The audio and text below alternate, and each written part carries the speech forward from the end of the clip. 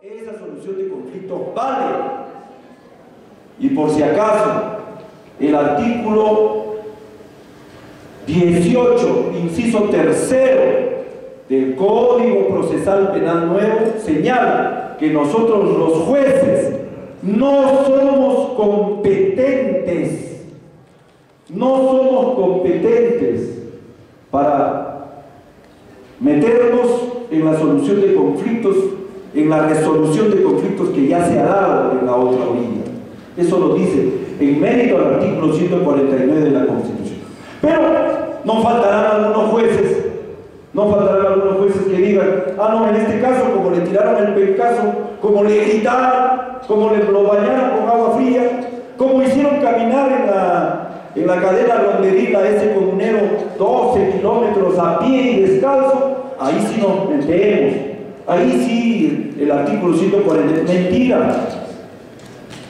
Eso es subjetivismo, eso es una actitud unilateral. ¿Qué hemos planteado? Lo que hemos planteado es que antes de calificar si eso es un atentado o no contra los derechos humanos, en cada Corte Superior de Justicia,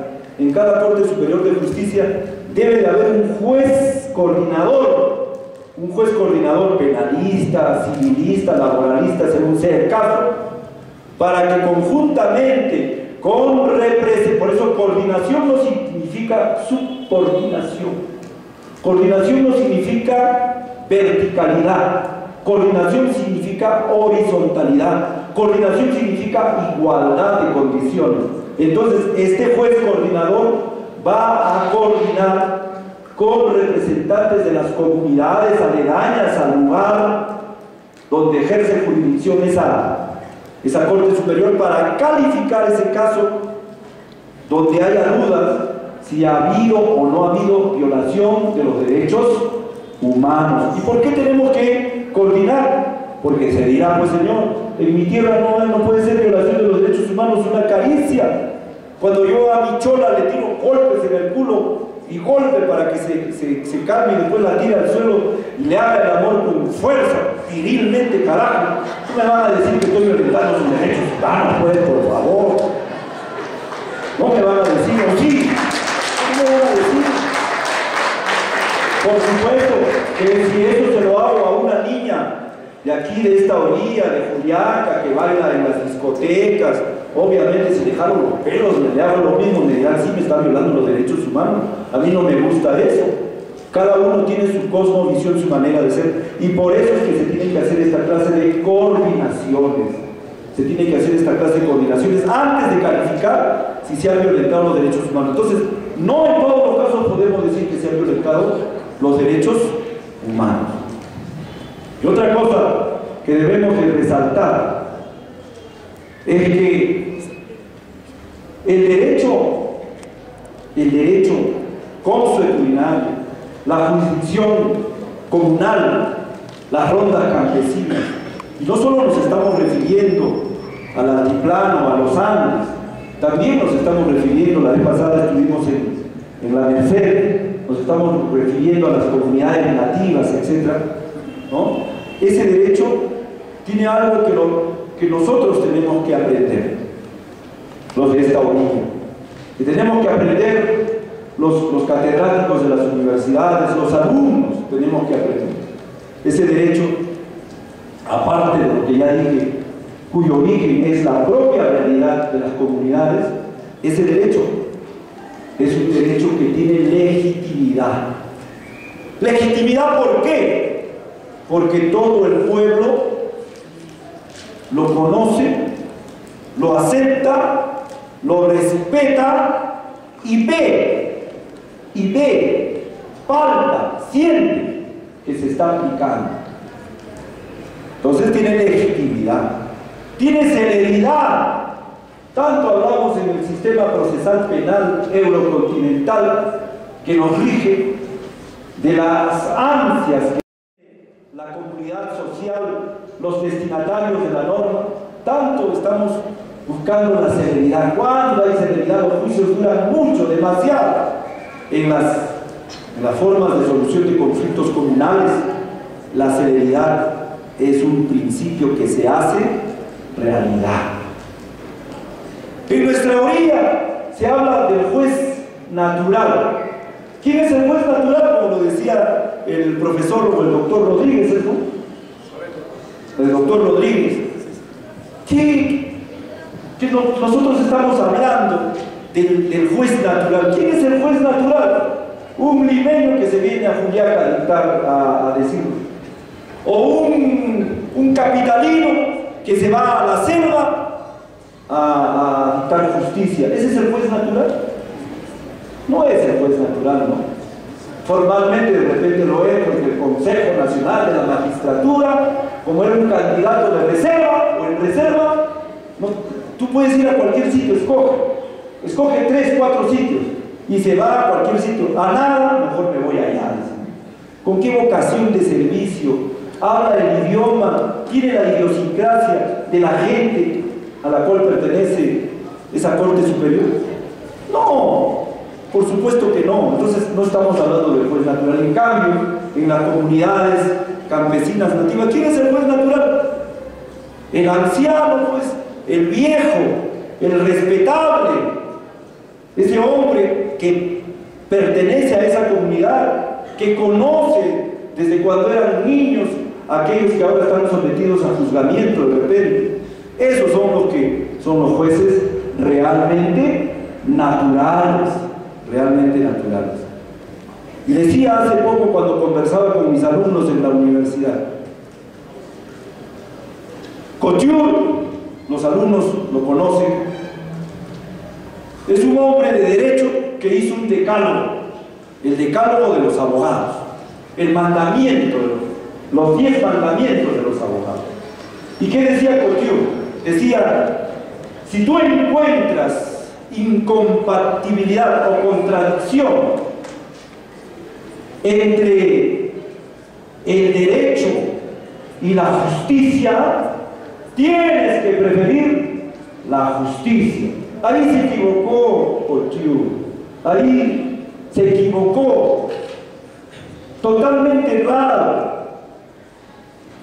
Se habrá referido a la incompatibilidad entre la ley y la justicia. Ahí sí, yo tengo que preferir a la justicia, pero jamás puede haber derecho sin justicia, porque el derecho se caracteriza, gracias, muy amable, el derecho se caracteriza porque tiene ese valor supremo, la justicia.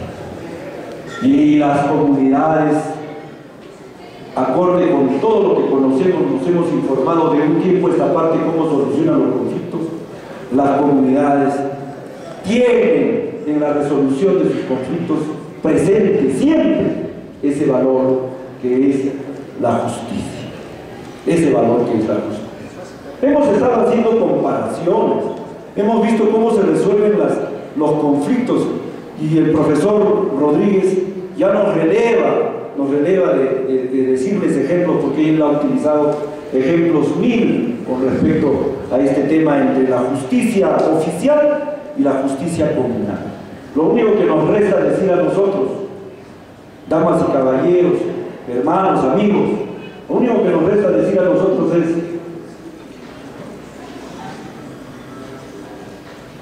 que no todo es perfecto, que también tenemos que hacernos una autocrítica.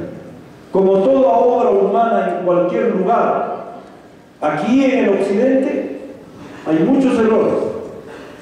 Y el error principal es haber importado leyes y no haber logrado que esas leyes importadas de otras latitudes, impuestas por la colonia, hayan sido asimiladas por nuestra realidad. Y el error de las comunidades nativas, de las comunidades campesinas, porque no todo es perfecto, es siempre actuar con timidez, pensando de que hay un taita, un cacique, barbón, blanco, que se viste en forma diversa y que tenemos que rendirle pleitesía y que tenemos que consultar. No, de ahora en adelante piense que ambas jurisdicciones, ambos derechos están en igualdad de condiciones. Pero, reitero, como toda obra humana, deben de haber imperfecciones también en el derecho comunitario. Pero ¿quién mejor que los que ejercen ese derecho los deben de conocer, detectar y cambiar? Entonces estamos hablando de la orilla occidental y de la orilla comunal. Pero yo les decía, yo provengo de esa comunidad campesina de Sicaya, pero cuando me dejo la barba, me crece la barba. En los muslos tengo bastante pelos. Quiere decir que yo no soy un indígena puro. Como decía Ricardo Palma, ya puros hay pocos. El que no tiene de inga, tiene de mandinga. Tenemos en nuestra sangre, felizmente, todavía la sangre indígena, pero por ahí también tenemos una mezcla. Tenemos del África, los negros, tenemos de España, los blancos, por algo ahí. ¿Qué es lo que les estoy diciendo? Así como ocurre con nuestro cuerpo, con nuestro físico, con nuestro aspecto biológico, así mismo ocurre con la cultura.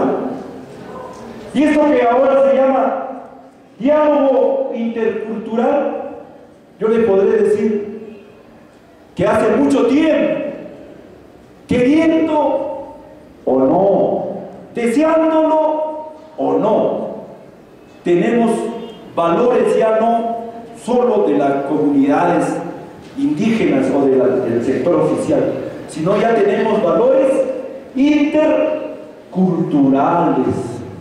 Ya hay zonas donde no podemos hablar de la otra orilla y de esta orilla, ya no podemos hablar. Asimismo, la rondera que ha estado aquí presente, qué bien nos ha hablado en quechua, en su idioma nativo, pero qué bien habla el español. Dios mío, ya quisiera que muchos de mis alumnos en San Marcos hablaran también el español como ella. ¿Qué cosa significa eso? Que ha habido interculturalidad, intercambio. Nosotros envidiamos en el Cusco a cuantos cusqueños que hablan con una buena dicción el español, pero así mismo manejan un quechua pero hermoso. Entonces hay interculturalidad. Ya no podemos hablar en muchas zonas de nuestro país que existe un derecho originario, única.